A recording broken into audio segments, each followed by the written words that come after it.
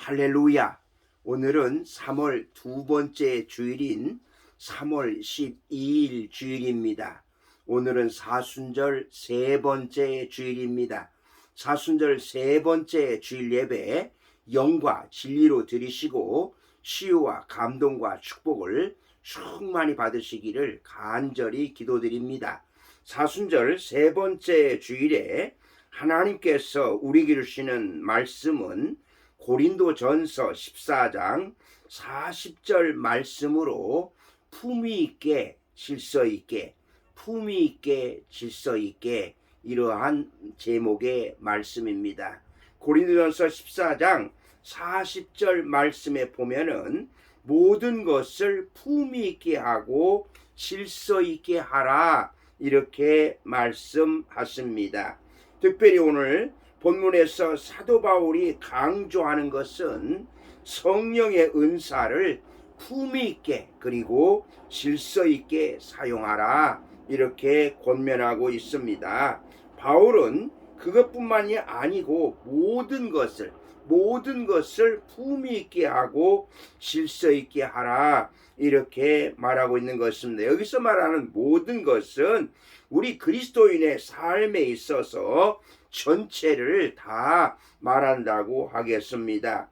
품이라고 하는 이 말을 사전에 보니까 사회생활 과정에서 형성된 사회적 관념으로서 사회 구성원들이 각각의 지위나 위치에 따라 갖춰야 한다고 생각되는 품성과 교양의 정도 이렇게 사전에서는 정의하고 있습니다. 질서에 대해서는 정연하고 질서 있는 규칙을 따라 이런 뜻을 가지고 있습니다. 그렇다면 오늘 본문을 통해서 모든 것 중에서 품위 있게 질서 있게 행해야 하는 것 세 가지를 살펴보겠습니다. 먼저 우리 언어 생활을 품위 있게 질서 있게 해야 하겠습니다.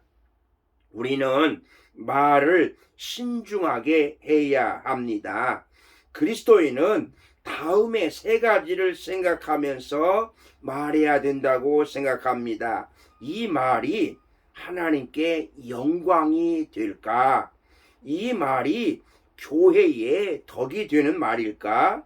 26절 끝부분에 보면 모든 것을 덕을 세우기 위하여 하라 이렇게 말씀하고 있습니다.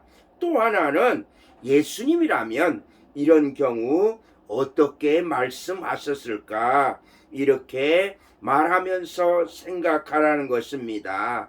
무엇보다도 남의 말을 끝까지 잘 들어야 되는 말에 있어서 예의를 지켜야 된다고 생각합니다. 남의 말을 중간에 가로채는 것은 질서를 깨뜨리는 행위라고 하겠습니다. 내가 말하고 있는데 누가 내 말을 자르고 들어오면 그 사람하고는 더 이상 이야기를 하고 싶어 하지 않을 것입니다.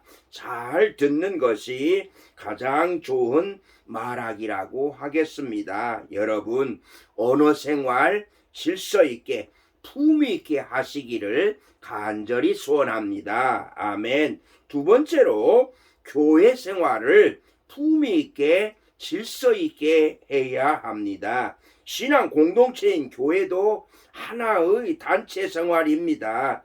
단체 생활에는 질서가 요청되지요. 보이는 질서와 함께 보이지 않는 질서가 있어야 하는 것입니다. 이스라엘 백성들이 출애굽을 해서 광야 행진을 할 때도 보면 엄격하게 질서를 지키면서 진을 치고 또 행진하였습니다. 12지파의 그 대령이 동쪽과 서쪽과 남쪽 북쪽에 어느 지파가 포진해 있는가 이것을 성경에는 그대로 말씀하고 있습니다. 다윗의 군대도 질서 있는 군대였습니다. 역대상 16장을 보면 다윗의 군대 지휘관들의 이름이 나오고 각 부대의 숫자가 나오는데 아주 질서 있는 편제를 이룬 것을 볼 수 있습니다. 바로 다윗의 이런 군대가 있었기 때문에 이방 부대들과의 싸움에서 싸우는 곳마다 전쟁에서 승리한 것을 볼 수가 있습니다. 교회에서 일을 할 때도 질서 있게 품위 있게 해야 되는 것입니다. 바로 이렇게 질서 있고 품위 있는 이런 모습 속에서 하나님이 기뻐하시고 교회의 아름다운 모습, 하나님께 영광 돌리는 그러한 교회가 될 줄로 믿습니다. 아멘. 세 번째로 예배를 품위 있게 질서 있게 드려야 합니다. 품위 있게란 말을 다시 한번 설명드리면 모양이 좋게, 우아하게, 그리고 단정하게 이런 뜻도 있다고 하겠습니다. 고린도전서 14장 33절 보면 하나님은 무질서의 하나님이 아니시다 이렇게 말씀하고 있습니다. 하나님은 질서와 조화를 만들어내시는 분이심을 알 수 있습니다. 창세기 1장 2절 말씀에서도 창조 이전의 모습을 그 땅이 혼돈하고 공하며 흑암이 기품이 있고 이렇게 말씀하시지요.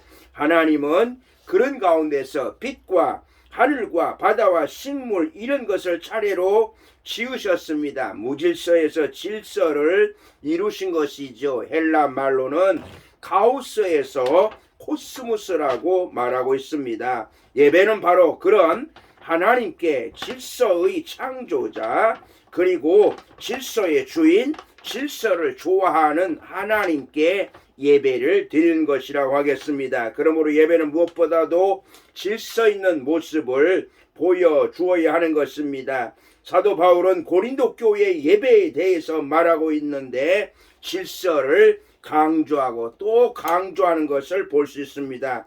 예언도 소중하고 방언도 소중하다. 그러나 질서 있게 해서 교회에 덕을 세우라. 그렇지 않으면 하지 않은 마음도 못하다. 이렇게 말하고 있는 것입니다. 특별히 바울은 37절에서 이것은 주님의 명령이다 이렇게 말씀하고 있습니다. 이것이야말로 얼마나 중요한가. 질서 있게 품위 있게 하는 것이 중요하고 주님의 명령임을 말씀하고 있습니다.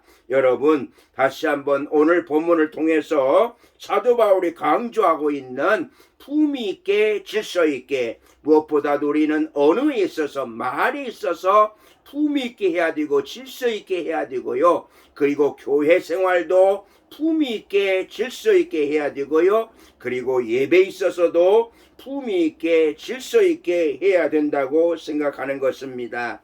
다시 한번 오늘 말씀 한 절이지만 고린도 교회의 여러 가지 그 은사에 관해서 사도 바울이 말하면서 다 좋은데 그러나 중요한 것은 품위 있게 질서 있게 하라고 말씀하고 있는 이 말씀을 오늘 우리에게도 해당되는 말씀으로 받으시고 언제나 모든 면에서 모든 삶에 있어서 그리스도인의 특별한 삶에 있어서 품위 있게 생활하시고 질서 있게 생활하시기를 주님의 이름으로 축복합니다. 아멘. 기도하시겠습니다. 살아계신 하나님, 오늘도 하나님께 주신 말씀 저희들의 마음판에 새기게 하여 주시옵소서.